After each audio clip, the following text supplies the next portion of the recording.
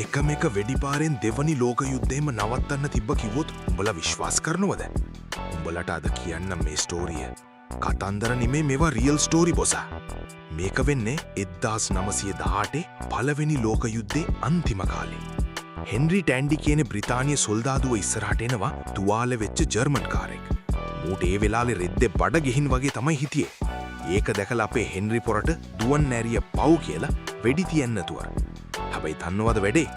ඒ බේරිලා ගියේ එකා තමයි ඇඩෝල්ෆ් හිට්ලර්.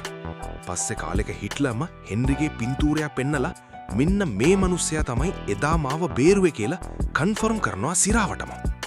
හිතපන් එදා ඒ වෙඩිල්ල තිබ්බනම් දෙවනි ලෝක යුද්ධයකුත් නැහැ, හිට්ලර් කෙනෙකුත් නැහැ. ඒකයි කියන්න මචං ලෝකේ සමහර වෙලාවට හොල්ඩක් කරලත් කෙලවෙන වෙලාවල් තියෙනවා කියන්නේ ඕකයි ෆ්‍රෙන්ඩ්ස්.